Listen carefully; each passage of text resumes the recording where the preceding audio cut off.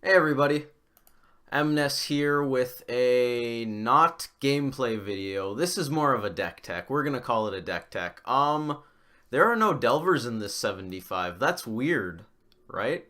Anyways, after that last stream that didn't go so well, I decided to play a friendly league just to make myself feel better. And it was great. We 4-1'd and won a bunch of ticks. So I decided to treat myself to a new deck. Fortunately, I already had some stuff for Countercat, just in case I wanted to try that out. So I think it cost me like 20 ticks. Bloodbraid Domainzu should be a fun time. Let's talk about the deck. 22 lands. It's got Shocks, Breeding Pool, Sacred Foundry, Steam Vents, Stomping Ground, Temple Garden, and Overgrown Tomb. Overgrown Tomb is the only black source, because there are no black cards in my 75, not even Lingering Souls. We're just gonna use it for Tribal Flames. Should be okay. So, 22 lands, a lot more than I'm used to. Going to make keeping hands and mulliganing very weird, but I'll get used to it eventually. A few Path to Exile, which is just fantastic. Obviously, we're playing Lightning Bolt because I'm a firm believer in Lightning Bolt. We've got 3 Birds of Paradise. These should be Noble Hierarchs, but that card is absurdly expensive, so I'm just not running it at all. It's just completely ridiculous how expensive Hierarch is. I know, excuse me, it's basically strictly better than Birds. Birds can block flyers and can make black and red. Black is useless in this deck, so it can make red, which could come up, but probably won't. Chances are it's just strictly worse than Hierarch in this list. I don't care. If anyone wants to lend me 3 Noble Hierarchs because they feel that strongly about seeing Birds of Paradise in a list, sure. Otherwise, I plan on playing Birds of Paradise. If I can play a subpar mana base, I can live with Birds. So we've got Birds to ramp us into 3 drops, Mantis Rider and Savage Knuckleblade, or turn 3 Bloodbraid Elf. Should be a fun time. I'm only running 3 Mana Dorks because I don't want to cascade into them often. Wild Nacatls are 1 drop of choice just after Birds. I imagine if you have turn 1 Birds, you probably play that. But I could see some cases where you just want to slam Nacatl. As far as 2 drops go, we've got 4 copies of Tarmogoyf because it's just great. 2 Kasali Pride Mages. I've liked it so far. I've played very, very, very little with this deck. And I've also noticed that I'm probably really bad at it compared to Delver. But it's also a lot easier to play. So I don't know how big the difference is actually going to be. Pride Mage seems great. Main deck, Artifact and Enchantment Hate, not something I dislike. It's also just another decent 2-drop. 3 drops, like I mentioned. Mantis Rider is fun. Haste on these 2 guys, and by extension Knuckleblade, is just, this deck gets so aggressive. I love it. I've very much enjoyed the probably 5 matches I've played so far. It's just a time. Flying Vigilance, Haste, all very good keywords. It's a 3/3, it dies to Bolt, but news. This dies to Bolt, this dies to Bolt, this dies to Bolt. I don't have a lot of sorceries to play early on, so this might even die to Bolt, and that's like sacrilege. Bloodbraid dies to Bolt. Pretty much the entire deck dies to Bolt. How many Bolts are they going to have? 4? 4 Snapcaster Mages? Eternal Witnesses to get them back before they flash back and then they're gone. You only have so much spot removal in a deck. So if they bolt the bird, bolt the Nacatl, they're probably not going to be able to bolt the Mantis, and then Mantis just has a fun time smashing in. Nux, like I said, I'm only running 3 Nux because it's probably worse than Mantis Rider. I do very much love Big Nux though, so obviously I had to try it out. It could just be bad, and I could totally see it getting cut after, but for now, that's what we're doing. And obviously, Bloodbraid Elf, because that's the reason I'm playing this deck. We're going to play some 4-mana 3/2s and hopefully cascade into Tribal Flames, Mantis Rider, Nux if we have red mana up to give it haste, maybe a Helix. Should be fun. Cards I haven't talked about so much. Lightning Helix, like I just mentioned. I picked the Ajani art because Ajani Vengeant is just badass. So that wasn't really even a choice. I want some life gain because we take a lot of damage off of our fetches and shocks. So I'm pretty sure Helix is pretty well mandatory. I had 2 Boros Charms in that slot for the first, I think, 2 matches, and it became readily apparent that Helix was a good idea, and Boros Charm, just because it gives indestructible and then you can overextend, probably isn't worth it, because you could just put a couple brain cells together, not overextend, maybe think about your plays instead of slamming haste creatures, like I may or may not have done for those first couple of matches because I was just having the time of my life. And you suddenly don't need Boros Charm because you can just play around Wrath effects. So Helix gives us a lot more game against aggro. I think it's pretty well mandatory. Tribal Flames, obviously, the reason we're running Overgrown Tomb, otherwise this would just be a 4-color Zoo deck, which might be better. I don't know. Maybe I'll find out eventually that 4-color Zoo is just better and end up playing 4-color Zoo. However, 2-mana deal 5 is a fun time. I also have a 1-of Snapcaster Mage here because, well, it flashes back Path Bolt, Tribal Flames, Lightning Helix. It's relatively versatile. I'm also a fan of Snapcaster Mages, as people probably know.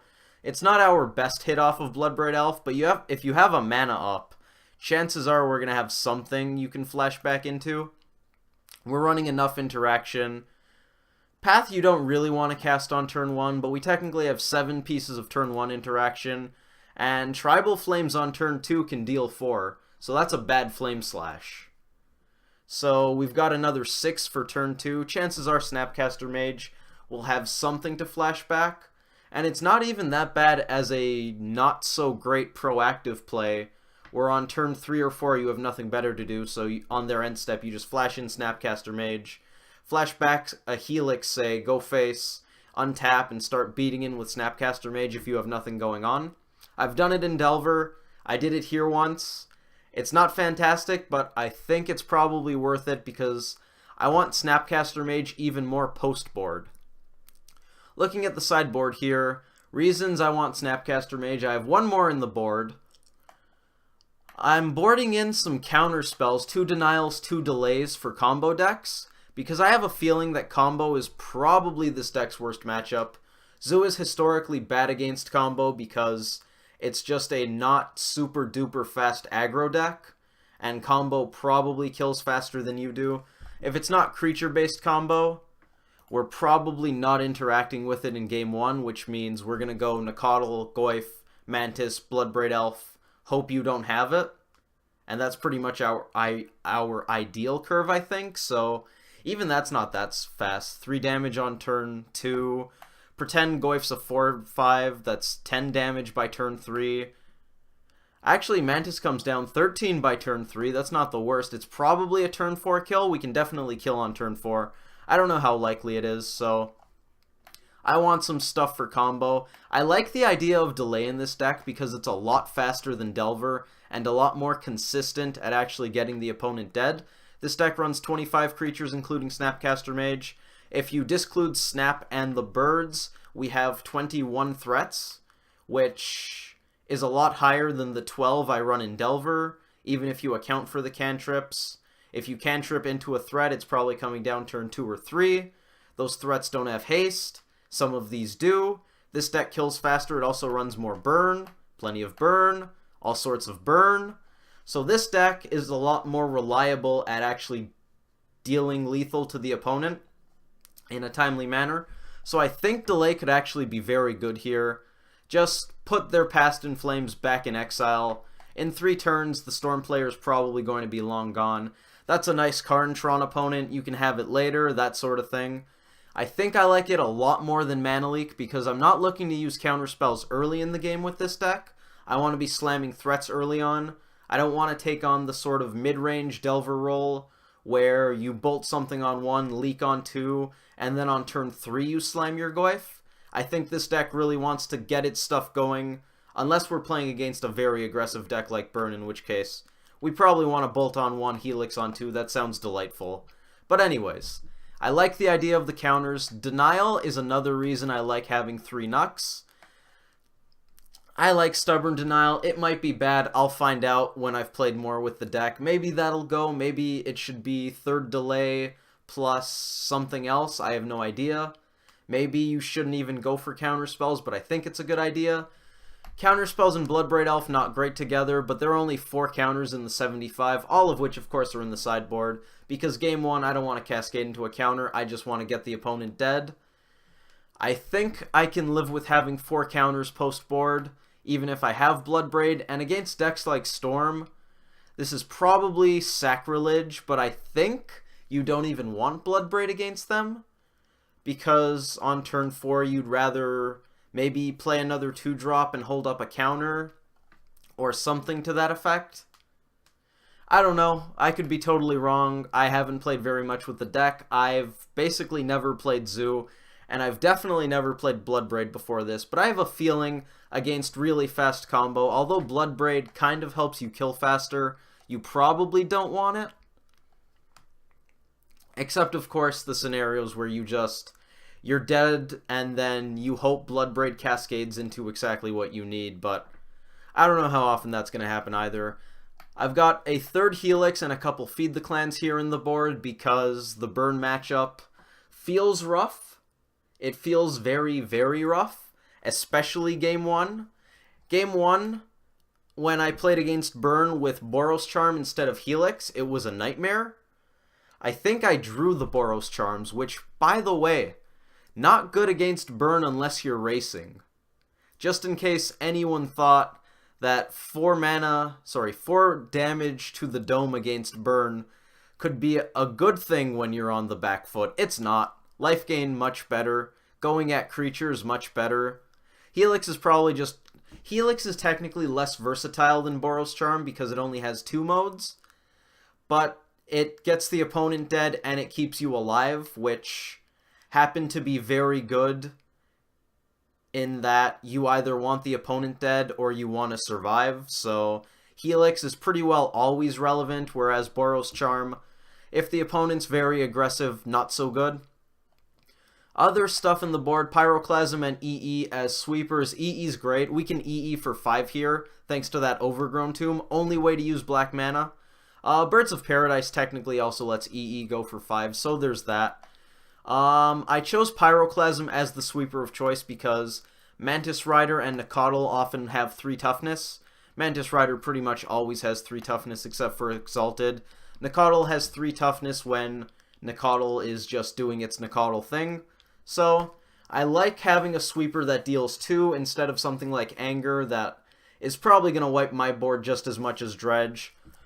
Pyroclasm, obviously not nearly as good against Dredge, but it gives us a bit of a tempo play against them, and you know what, if we can take out Narcomoebas and maybe temporarily slow down Bloodghasts, especially if we're above 10 and those Bloodghasts don't have haste when they come back, well, maybe we can just take them out with our stuff. I imagine I'm going to be racing a lot of decks. Natural State and Ancient Grudge as my artifact hate. I chose Natural State over Revelry because I think I want the mana efficiency, and there aren't a lot of 4s. Leyline of Sanctity, probably going to give me a lot of trouble. I have no idea how I'm boarding against that. It might be a good idea to take out a bunch of burn spells against Leyline, but I don't know. I haven't run into it. I'll find out. 4th Path to Exile here for fatties, and 2 pieces of Graveyard Hate and Tormod's Crypt. Once again, I chose the tempo-oriented option. Artifact also grows Goyf, so there's that. And that's pretty much all I have to say about the deck. With respect to the channel, there is no way I am jumping into a competitive league with this for at least a little while. I'm probably going to get smashed because I have an idea as to how to play it, because you play creatures and you turn them sideways and you go face with burn spells. But other than that, I basically have no idea how to play it. Fetching requires a lot of sequencing. You have to know which shocks to get. I've already run into a little bit of that. So I'm learning a bit, but we are not going into a comp league, and we're probably not going to stream with it because of that. But I could see playing a friendly league and posting it on here. That could be something I do. On the mana base specifically, the fetches are probably okay. The 2 Flooded Strands, 4 Misties, and 4 Foothills that I have on here are obviously what I went with. The 6 Shocks I like. I very much like the idea of having exactly one Overgrown Tomb. I have too many basics, though. 2 forests, 2 mountains, 1 plains. 5 is almost certainly too many, although I like the idea of getting them after the opponent Field of Ruins and Ghost Quarters us, because this deck seems, I don't want to say awful against Tax's decks, but it doesn't look good because of how greedy the mana is. Also, Blood Moon could be a very real concern, but I'm hoping we just get on board before that happens. Birds helps a little bit against Blood Moon, just a touch. Probably not that much. Pride Mage, if that's on board before Blood Moon resolves, we can blow it up, so that's good. So we have some game against it. EE, probably not good against Blood Moon since we need access to 3 colors to stop it. So I could see that being a real problem for the deck, but every deck has their problems. What are you gonna do? I think the first basic to go for a fetch would be the Forest, because Forest doesn't cast Mantis Rider. Plains doesn't cast Knuckleblade, but there's only 1 Plains in the deck currently. I went with 2 Forests just because there's a lot of green in the deck. I really want to cast Birds and Nacatl on 1 if I can, so I think Forest is a good basic to have. I don't hate having the 2 mountains. They're not the best, but they cast all of our 3-drops, which are the most color-intensive stuff we have, so I kind of like that. The deck basically just needs a couple more fetches for the mana base to be probably where it wants to be, and the rest of the 75 definitely needs tuning. This is a very rough draft, but it's really fun to play. I've enjoyed it so far, and I'm excited to post content with a second deck. So there you have it, BBE, Domain, or Tribal Flames Zoo, whichever you prefer. And I look forward to playing this some more and having you guys tell me all the mistakes that I made with it, because I'm going to make so many mistakes. Alright, that's all for that. I'm going to go play some Delver.